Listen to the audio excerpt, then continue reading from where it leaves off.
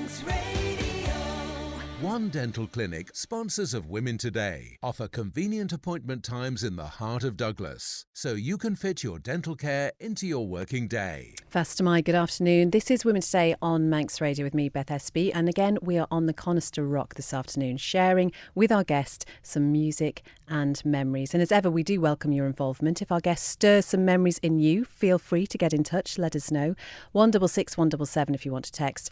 You can email studio@manxradio.com, and we are also on Facebook and Twitter. Just use the hashtag MR Women Today. And on these programmes, we speak to all sorts of people, often very well-known names here in the Isle of Man. And really, it's about finding out more about them.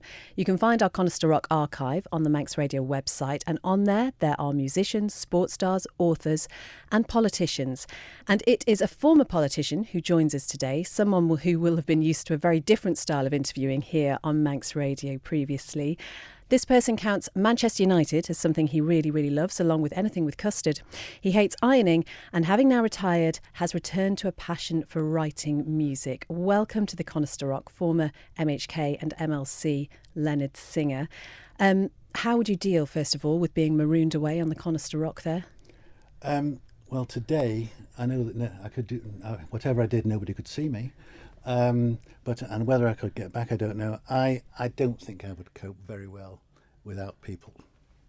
What did you think about having to whittle your music choices down to just 5? Because music is something, as we'll hear throughout this programme, that's incredibly important to you. It was very, very difficult, Beth. And what I've done, actually, I've tried to sort of I decided what I would choose, maybe from memories of family in the past, coming up to modern day, and every one of these stories every one of these songs has somewhat of a story behind it. Well, we look forward to hearing those throughout the course of the programme. Let's start at the very beginning then, Leonard. You were born in Manchester into what you say was a very stable, a very loving childhood. What do you remember about your very early years? My parents were very, very supportive, my brother and myself. My mother and my father both worked, and they did everything to help us progress, put me through university, and that was our main aim. Very loving family. I suppose I was a bit sheltered from anything that a lot of people are exposed to nowadays, and so I've got some wonderful memories. And I remember my grandparents, my grandmother on my mother's side lived to be 97, so of course I knew her into my 40s. My grandmother on my other side, and there's a long story about both my sides of my parents' family. I knew my great grandmother, who lived to be about 83, and she came across here, and I say that's a story. And I knew her till I was 10, so I've got some really, really, really nice memories of family in the past. And you mentioned your brother. You got on quite well with him when you were younger? Actually, there's 3 years difference, and our paths didn't really cross because he was totally different to me in that I was one of those people to go out in the evening and come back, say, for 10:30, 11 o'clock, just as he was going out. So, but I did see him at meal times occasionally. How important was your Jewish heritage growing up? It was important. It's important now. You know, at the background that you have this Jewish heritage. There have been occasions when I've been conscious of it. I have both before I came here and here experienced anti-Semitism from people, and people who sent me, especially when I was in politics, sending me notes unsigned. Occasionally people would put their name to it. And I remember when we're not talking about politics, but when I first stood for election for Stockport Council in 1973, there were 3 candidates in the ward, and one of them said, "I'm not standing with a Jew."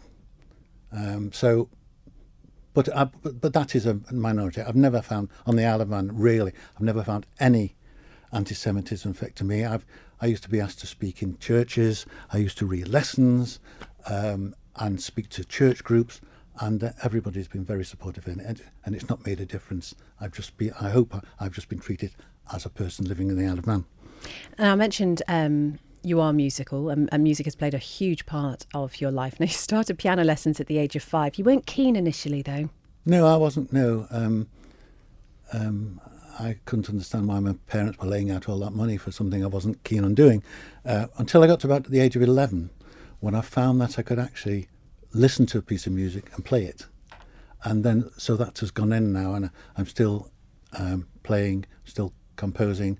I had brief sojourns into, is that the word, into playing in groups. I was, in my early teens, I was a member of the Zephyr Rhythm group, playing the piano. And then after that, I became a member of Tony Thompson and the Ramrocks, and I was a Ramrock. It sounds like there's more stories there, Leonard. I think we'll have to come back to that one. But you mentioned standing for Stockport Council in 1973. And what's really interesting is that you say you know the exact point at just 8 years of age when you thought, I want to represent people and speak up for them. What promoted that? What prompted that? I can just remember, I think I was 8, and I was standing in the front garden with my father, and this man came down the road, and he was canvassing. I can't even remember his name. His name was Sam Pepperman, and he was canvassing for the local council in Prestwich. And my father told me what he was doing, and I don't know where it came from. I just knew then I wanted to do things for people, and that was not only translated into politics, but also into entertaining as well. Well, let's pause for a moment and take the first piece of music that you've chosen. What is it and why? Right, I've chosen this piece because I have 5 boys, 2 from my first marriage, 3 from my second marriage. The three from the second marriage live on the Isle of Man. My oldest boy, Daniel, he died 12 years ago. He was known to his friends as Danny. He had kidney failure from the age of 26. He had a transplant which didn't work, but he was the most amazing person in that he worked until the day he died. He was so funny. He never, the story went to, he arranged to have dialysis in Las Vegas. He went to Las Vegas, and when he was in Las Vegas, because he'd got a partner, and he knew that he wouldn't have long to live, and they were married in the little white wedding chapel where Britney Spears got married. But then he was really annoyed because he was a mad science fiction fan, and he went round the corner to the Hilton Hotel and found out he could have been married on the bridge of the Starship Enterprise. So, but he was marvellous.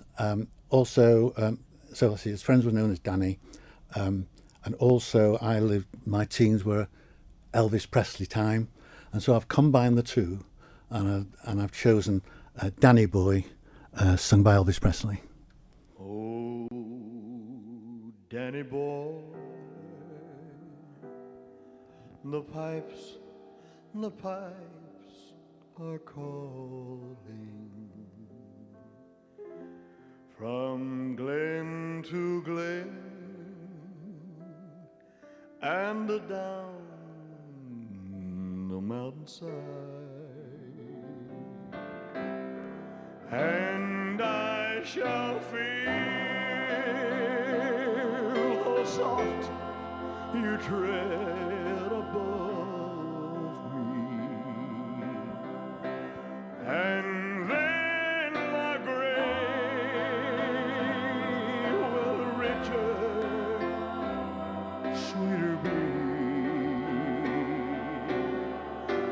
for you will bend and tell me that you love me, and I shall rest in peace until you come to me.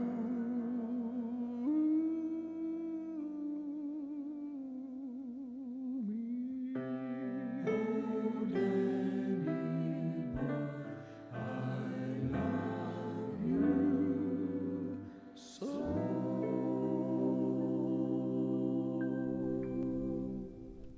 Elvis Presley, Danny Boy, the first Conister Rock track chosen by our guest this afternoon, Leonard Singer. And a text in from somebody saying, well, I'm crying already. Thank you, Mr. Singer, for sharing that story. Danny will, I'm sure, be singing now. I mean, a beautiful way to remember him, though. Thank you. This is Conister Rocks on Manx Radio. We'll be back in just a moment. The Nation Station, Manx Radio.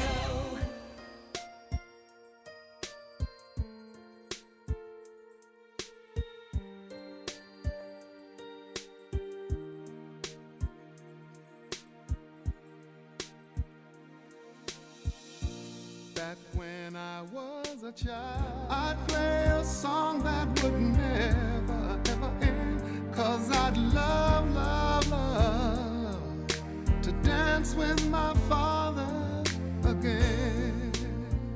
Luther Vandross, Dance with My Father, the second piece of music chosen by our Conister Rock guest this afternoon, Leonard Singer. And Leonard, why did you pick that? Well, believe it or not, I'm quite a sentimental person. And I have to say, as you get older, you definitely value life more. I'm sure of that. And you look back at the people you've known in your family life and all the people that you've known, and they've gone. And as I said to you, I had a very loving family. And, you sometimes think to yourself, I wish I had just one day I could have my mother back, or one day I could have my father back. And so this basically is for my family and all those people who I loved and who've gone. Every night I fall asleep, and this is all I ever dream.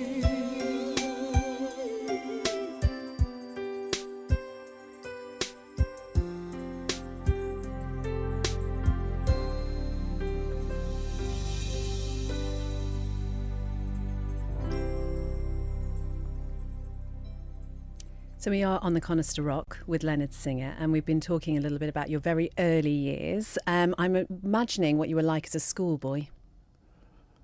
I don't know. I was well behaved. I wasn't a naughty schoolboy. You did quite well though, didn't you? Because you passed your 11 plus a year early. I did, and that was a big mistake. Why? Because I went to grammar school a year early, and it was maturity, and I found that first year very, very difficult. Funny enough, go back to my father again. My father was quite clever, but he had no opportunity when he was young. He was offered a job on the Manchester Guardian, and he couldn't afford it because his family was so poor.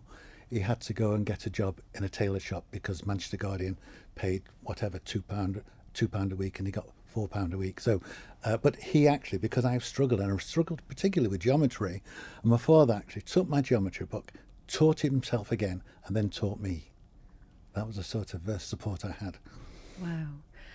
At what point then, I know you'd already decided you wanted to have some involvement in politics, but at what point did you decide what you wanted to do as a career? I think my parents decided they thought being a pharmacist was very nice. I think my mother and father liked the pharmacies in the shop down the road, so they thought that would be nice. So that's what I did. And yes, I did it a long time. You went to the Liverpool School of Pharmacy. Now, there's a whole host of stories around here because you went at the time of the Beatles, yes, and yes. You spent a great deal of time at the Cavern yourself. I wouldn't say a great deal of time, but that was at lunchtime from college. We just walked down to the Cavern. I think it cost 1 and 6pence to get in, and we used to see Jerry and the Pacemakers and all the groups at that time. And yeah, we didn't think it was particularly exciting. We used to go to the Blue Angel Club at night occasionally, and I remember the discussion used to be about when the next Beatles record was coming out and what it was going to be. Yeah, so it was exciting. But I had also connections when a bit later on. No, it was at that time. That's right, because I used to go to before I went to university. I went to college in Salford to do my A levels, and I used to go to a friend's. He used to go in his car, and his friend lived not far away, and his cousin was Elaine Bookbinder. I used to see her every morning. Elaine Bookbinder is Elkie Brooks. Ah, famous friends. Yeah, well, yeah. I used to have Freddie when my pharmacy. Freddie Garrity used to be a customer of mine. I knew people from Billy J. Kramer. In fact, the drummer of Billy J. Kramer, Tony Bookbinder, is Elkie Brooks' brother. So, yeah. Hope you're writing this all down. We know that music was very important to you. You actually wrote the music for a musical with two friends, and you took it to London, and you met the Beatles publisher. Yeah, we with a friend of mine, I wrote the music, and another friend wrote the words to the songs, and another one wrote the actual story. And we went down to London to see the Beatles publisher, Dick James, and he said he'd like one or two changes, and we went back. But when we were writing, my friends, in his cellar, he had this group practicing, which was Peter Noon, Herman's Hermits. He discovered Herman's Hermits. He went off with them, and then I went off to university. So we didn't actually go any further with the music. I've still got it all at home. You did continue entertaining with a friend of yours who you say had a very good voice, and you had a comedy show which you performed at charity events and for senior citizens. Yes. You've also, Leonard, done some stand-up comedy, so I have to ask you if you have any jokes. Yes, I've stood actually up. I took the voice to buttons. I've stood up doing stand-up in front of 1,000 people. Are you a frustrated redcoat? No. When I lived in Tenerife, I also did stand-up comedy. There was a British company, we were like a British group who put on plays and shows. Yes, there was, for example, Beth, there were two snakes in the jungle, and one says to the other, "Are we the poisoning kind of snake, or are we the strangling kind?"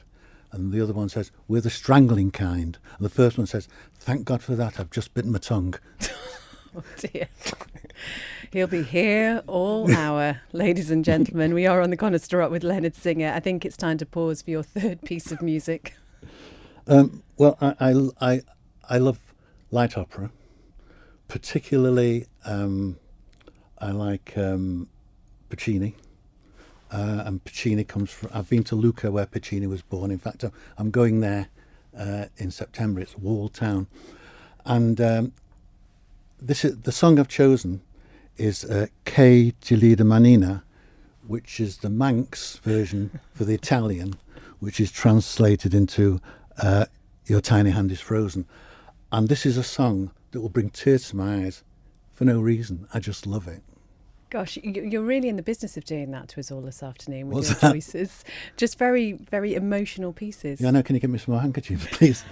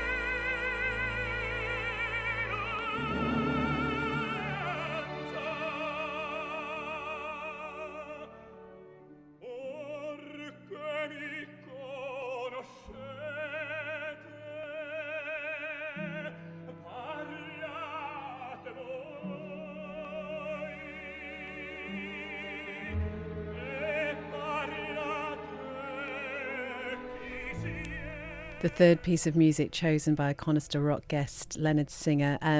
What was it called? I knew you'd ask me that. Che Gelida Manina, which is Your Tiny Hand is Frozen. And you were supposed to say that, not me. Well, you are the guest, not me.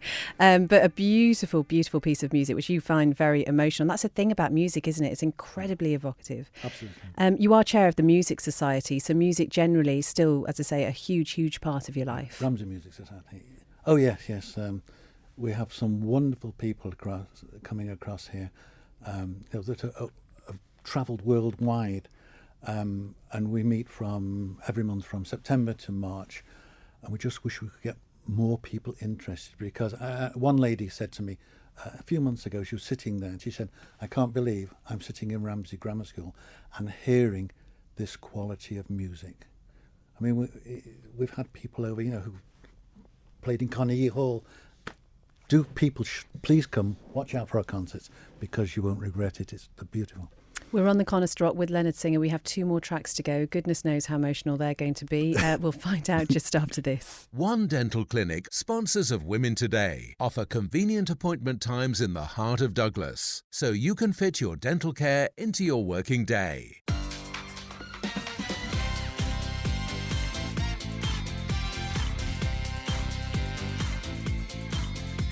The Nation Station, Manx Radio.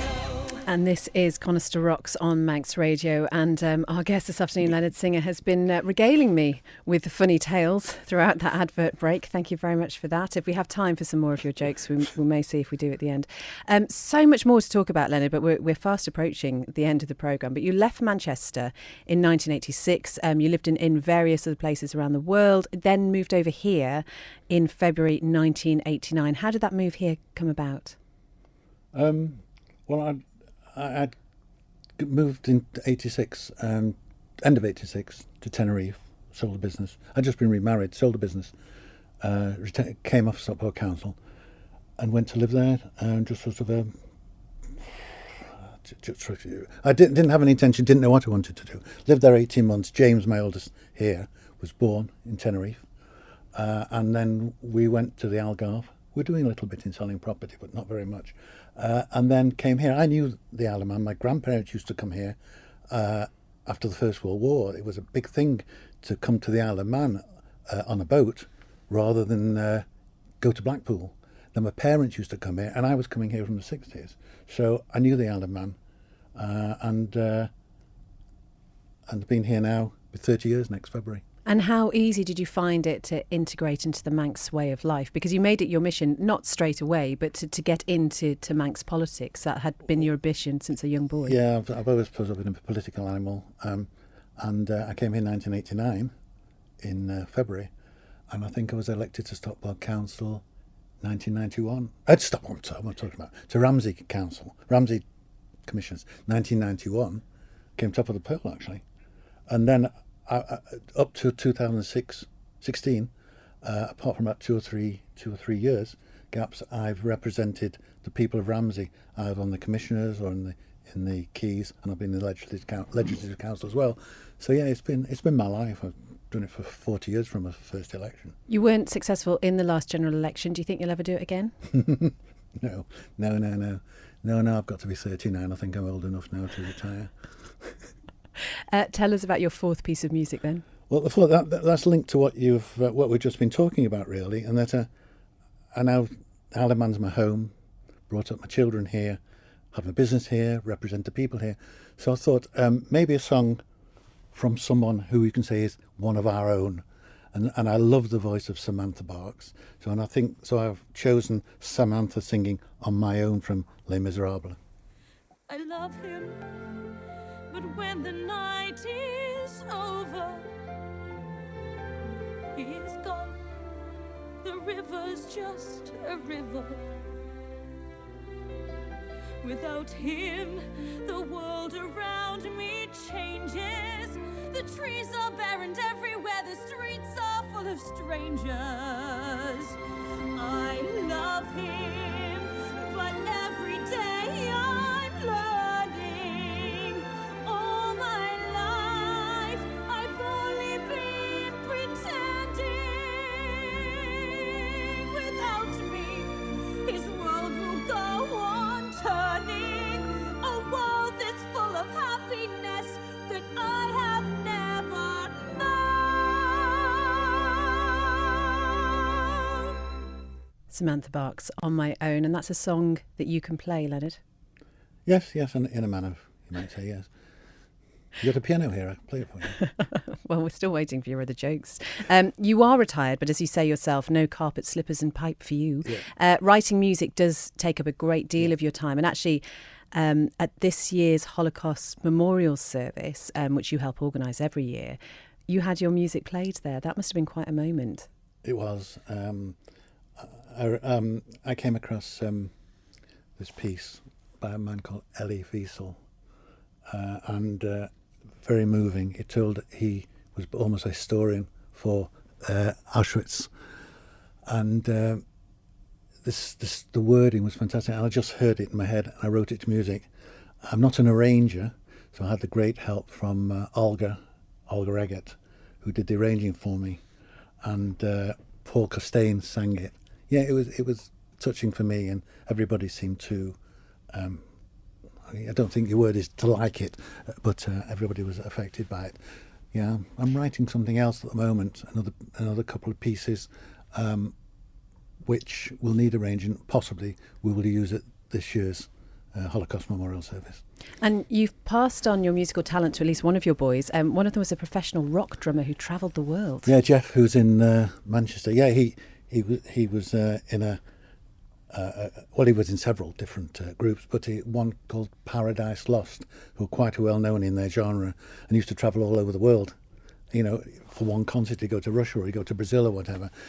He's come out of that now. He's got 3 small boys, and so he's got a proper job. So you've got 3 grandsons. You've got 1 on the way. It's a very male-dominated family. Yes, I've got 5 boys. As you say, I had 5 boys, three boys' grandchildren. Another grandchild coming who's a boy. You know, I've never had to buy a pretty dress, but then I'm not sure I'd find one that suited me. Oh dear. Insert groan here. We haven't talked about your Manchester United obsession. That started at the age of 11 again. That was a very pivotal point for you, that age, wasn't it? Yes, I knew Bobby Charlton when he was in short trousers. The other thing that you do love is travelling, and I love the fact, this must be a great story, you met our present Lieutenant Governor 12 years ago when you were in some far-flung place. Yeah, I was travelling. I went to Nigeria with the Commonwealth Parliamentary Association. I think I went with Eddie Lowe and Claire Christian. I don't think anybody else wanted to go. And we went to these receptions every night. And every night was the same reception.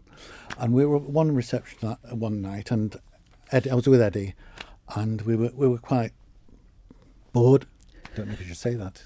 And this man came up to us and said, "You're looking bored." We said, "Yes." He said, "Do you want to lift back?" He said, "I'm the High Commissioner," and he took us back in his to the hotel, and then when the governor was inaugurated here, I was invited to the evening. And I walked into Government House, walked up to him, and he says, "Hello, Leonard." And isn't that an amazing coincidence that it was him? What a fantastic story. So much more to talk about. I mean, obviously, we're not here today to talk politics. You want me to come back tomorrow? Well, I mean, you could film many programmes with those gags, I'm sure. Looking back, though, at that childhood dream at 8 of wanting to represent the people and speak up for them, how would you assess your political career overall? I can look back and I can see things that I've done, which make me very proud, actually, the fact that I have made achievements. It is very frustrating. I'm trying to work a little bit outside government now with introducing people, and that's even more frustrating, to tell you the truth, but then that's another hour programme. I don't regret it for one moment. I've loved every minute of it. It's something that I would do again, definitely. You're still chair of the League of Friends for Ramsey Cottage Hospital, which was in itself a huge political hot potato for a long time. In certain ways it still is, actually, Beth, but again, that's not for this programme. Would you encourage other people to get into politics, though? Is it still something that you're hugely passionate about? I'm passionate about politics. I think it's got to suit a person. You've really got to be determined that this is something you want to do. You can't go into politics casually because you can't do the job. You just let people down if you don't do it properly. Well, Leonard, it has been a very entertaining hour with you. I'm going to let you do one more joke before we finish. My grandfather, he had 2 jobs. He was a vet and he was a taxidermist. So you always got your pet back. Oh, dear. No, all right. We'll leave it there. I'm sure there is a career there for you on the Gaiety stage at some point. But this is all about hearing your chosen pieces of music. Tell us what you've chosen as your final piece and why. The final piece reflects my Jewish heritage. It's a prayer translated Our Father, Our King, and it's called Avinu Malkeinu, Our Father, Our King. It's a prayer for peace, it's a prayer for compassion, it's a prayer to remove hatred from the world, and it's being sung by my most favourite artiste, and that is Barbara Streisand. She sings it in Hebrew, but it's Our Father, Our King, Avinu Malkeinu. Leonard Singer, thank you so much for sharing your music and memories with us this afternoon. I've enjoyed it, thank you. Avinu Malkeinu, Avinu Malkeinu, kodveinu b'sefer chayim tovim. Avinu Malkeinu, Chodesh Aleinu, Chodesh Aleinu, Shana Tova. Abbey Dental, sponsors of Women Today, for all aspects of today's dental care. Highly recommended throughout the Isle of Man.